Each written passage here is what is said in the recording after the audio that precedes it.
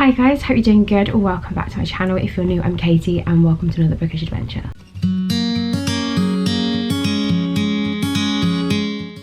Hello. First of all, I'm going to apologise. My neighbour is awake and I can hear the kid, I don't know, doing kid stuff. I don't know. But yeah, occasionally I can hear him. So if I can't manage to edit out any screamings, I'm terribly sorry. So today I wanted to do a what is on my wish list. My birthday is rapidly approaching and I've always wanted to do one of these either like before Christmas or before my birthday. And I thought, well, it makes sense to do it now because I would have taken off books for Christmas. I may have added a few. Can't help myself. And yeah, I've always wanted to do one of these. I think it's really interesting to see what is on other people's wish list, see what they're into, and it kind of is a really annoying way to get inspired because hey look, more books. So before we actually dive into a wish list, I have mine set up in quite like a specific way, I guess. So I used to just have all my books just all together on a wish list. I just used to have them all together and I just didn't like it after a while. I think it just got too many. And like when I was adding books, I like to have things organized, so I would want to have like authors together, series together, and it was just too much. And then I remember Gavin, I think this may have been when I got him to pick my TBR or around then, he was just like, oh my god, like what the hell. So in the end I ended up separating all my books into different categories. So I have series, duologies, and just books which are standalones, and then I have some extra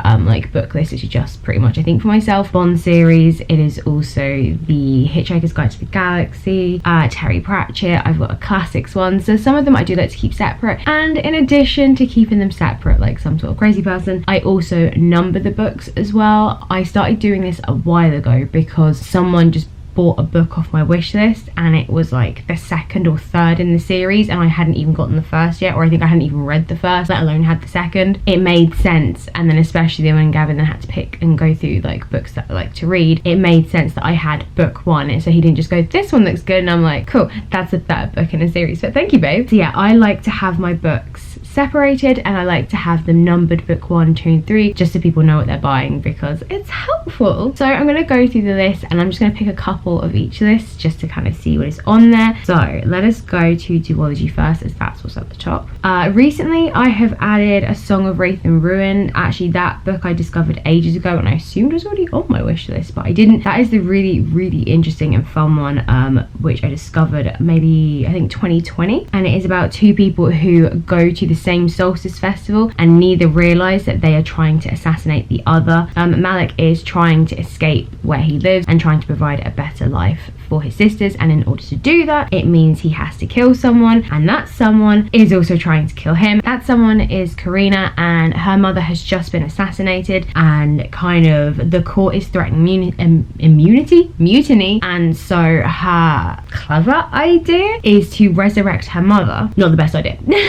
So in order to do that, she has to get the beating heart of a king, and the only way in which she can do that is by offering her hand to the winner of this solstice festival. They are both going after each other. I'm so glad this is just a duology. I think to begin with I thought it was a single, and then I realised there was another book coming and I was thinking please stay as a duo. I really like the idea of this, that these two are coming together to kill each other and don't know it yet, and I feel like there could be the whole love thing, there might not be. It just seems really fun, and I don't think I've read a book like that. I may have watched something like that, I've yet to read a book like that. So this is one of the books that I discovered that is full of like African folklore and mythology, so super excited to kind of get back into that realm of magic. I really enjoyed the ones that I've read so far. It's just really different, it's really fun, I just love all of it, and the ones that I've read so far have just been crazy descriptive, like with clothes, with markets, with fabrics, all of it. I've loved every second of it, not just like the story and the world building. It just seems to have just been such like an immersive and rich world. A book mentioned from my video the other week, Gilded by Melissa Murr, that one has recently been added. Again, these are books I just assumed were already on there. I've seen that the second book is coming soon, so I'm like yes. Another recent ad is actually Spin the Dawn and Unravel the Dusk by Elizabeth Lim. This is a book that I have been wavering on for the longest of time. I just haven't been able to settle on whether or not I wanted to read read it. I think it's just very different to what I normally read. I guess a lot of my books contain the same sort of like mission quest trope, like the Harry Potter trope that I'm trying to think of, where it's like you realize that you're like the hero of the story. I can't remember what it's called, but there's one of those. So this is a book that is Chinese inspired. I don't know whether it's Chinese inspired mythology, because the story of this is really similar to a Brothers Grimm story I read. However, I have not realized just that a lot of those have their own cultural versions. So this is like a Mulan inspired one in which she wants to become a tailor, but obviously she's a woman so she can't, and her dad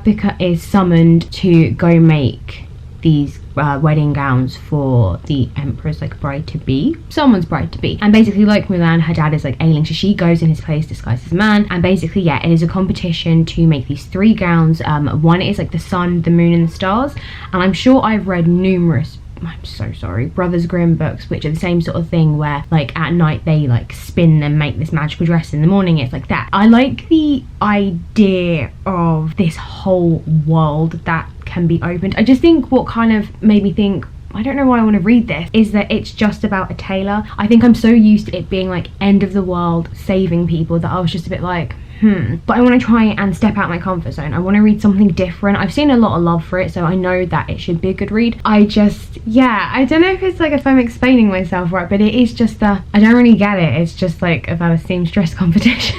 Having watched Great British Sewing Bee, I can kind of see why I might enjoy it. But yeah, I just think it'll be something different. I have avoided reading what the second one is about because I don't want to ruin any spoilers for the first one. But yeah, I've decided to kind of just try something different, and I actually quite like this author, so we're going to do that. So let's delve into the series section of this. Recently added is the trilogy by Renée Audier, which is the Beautiful, the Damned and the Righteous. I'm very excited. Vampires, New Orleans. It's been so long since I've gone down the vampire route. I think I need to relive that part of my life. Obviously we've got Empire of the Vampires, whatever that one that's just come out is, I can't remember. That one has also come out, and I'm kind of like, I think I need to like reignite my love for these books. Also on here I have Blood and Honey, where I currently have the second book. I actually need to add the third one. That might be a good idea because I already have Serpent and Dove, so that's another one on there. I've also got Ink Spell and Ink Death. I have the first book, Inkheart, and I need to read that series. Like, and it's been on there, I don't know, I think since I ever really properly got into reading, and I discovered it like I think before the film came out, and the film came out a very long time ago. Another series that has been sat on here for the longest time is the Queen of Hearts trilogy by Colleen Oakes. Voice is going great. That's one of the favorites, and that is an origin story of the Red Queen. I think I got a tad put off reading this after I read Heartless because I just really didn't like it. I really need to read it because it's villain based, it's an origin story, and I love all of that. I love seeing how that happened, where they came from, were they always a dick, and did it just slowly fester and get worse, were they once nice? So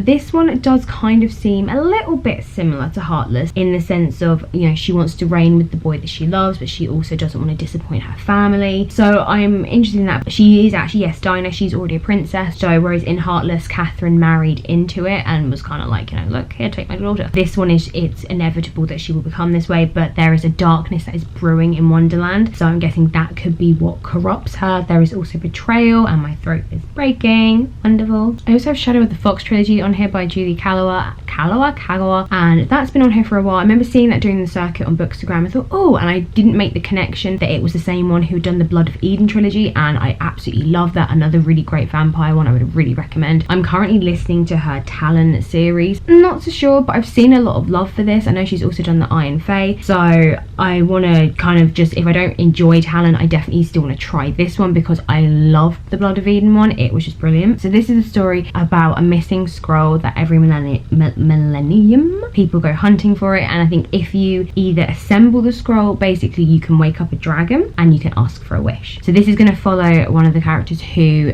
I don't know if she already has it, but she ends up with a piece of the scroll, and then she ends up crossing paths with a samurai who is after said piece of scroll. I like the idea of this. I don't know lots about this, but I just remember thinking, you know what, I definitely just want to give her writing another go because I adored that series. Some other popular ones, sorry I feel really bad because I'm like looking at my phone, but I kind of need to, but some other popular ones I've got on here is The Cruel Prince, which is by Holly Black. I've also got A Curse So Dark and Lonely, although why do I think I have that book already, but I don't think I do. I've got a lot of Shadowhunters on here actually, like pretty much a lot. I'm trying to like delve deeper and go to some of the books that I added onto here like originally, like way back when, just to see like what else actually I've been thinking about reading. I should have looked at this list when I was planning my TBR from this year. I actually only went for like physical books I owned. I didn't actually think about looking at other ones that I'd had on here for ages. Like I can see the Dorothy Must Die series, and I really like the idea of that because it's not based on Dorothy, it is based on another girl who goes to Kansas years later, and Dorothy has since gone back and is now like the Wicked Witch of the West basically. I read the first 3 novellas which take place from a point of view from each of them. So the first book was like Dorothy, I think,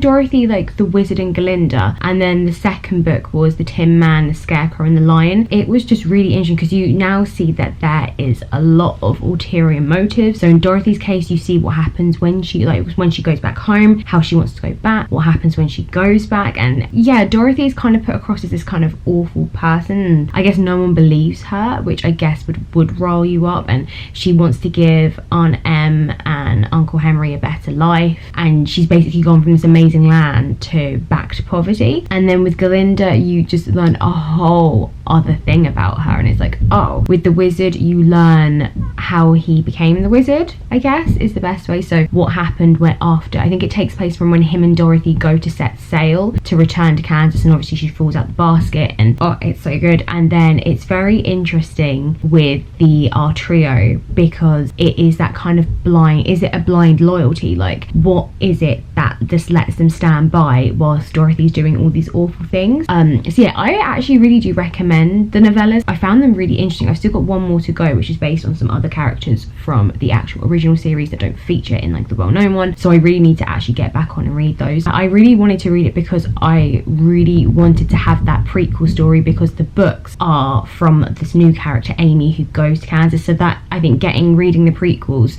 or novellas will give you this is what you're probably not going to get from the main series. It's actually setting it up really well.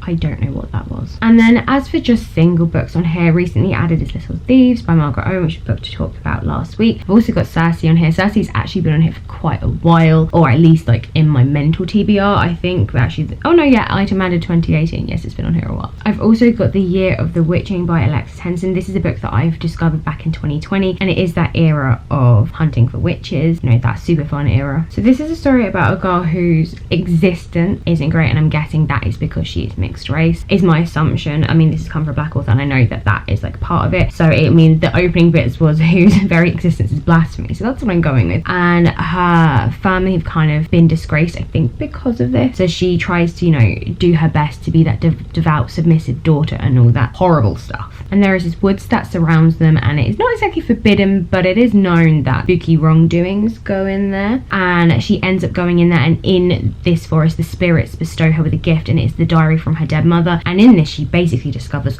all this stuff about her mum and how she actually would go into the woods, she would consult with witches, and she's trying to kind of marry these two things together, and she's realizing maybe what they're being told by the prophet, and how, you know, witches are bad and all this stuff, that maybe the actual darkness is closer to home. So I love this because obviously back then this is something that was, well, yeah, no one was a witch. Like, it's all your neighbours, it is all superstition, it is all fear, it is jealousy, it is all this stuff. So I love this kind of thing. So this is going to be a book of, yeah, her world and everything she believes and knows is going to become shattered when she realises that actually her mum tried to seek sanctuary in these woods. She did try and consult with the witches, and that, yeah, the whole history of the church and the prophet, there is so much more to it. This is a standalone. I'm very excited for it. I have a lot of Disney books on here. They're all the really cool ones where it is like literally a Disney film that you know, but it includes lots of like storyboard artwork, original artwork from the film. I have a couple already. I think I've got like Aladdin and possibly Sleeping Beauty, and I think this might be third. But I've also got Frozen, The Lion King, Snow White, Dumbo, Little Mermaid, Mulan, Cinderella, 101 Dalmatians, all of those added on there as well, because your girl is just a Disney crazy person. I could go on forever, but I am going to stop because I don't know how long this video is going to be and how much of it I will be able to edit out. I would definitely like to do these ones again, maybe possibly yearly, or like twice a year, maybe like before Christmas, maybe after my birthday, or that's two, I know it's two really close periods of time. I feel like my TBR could change a lot between now, because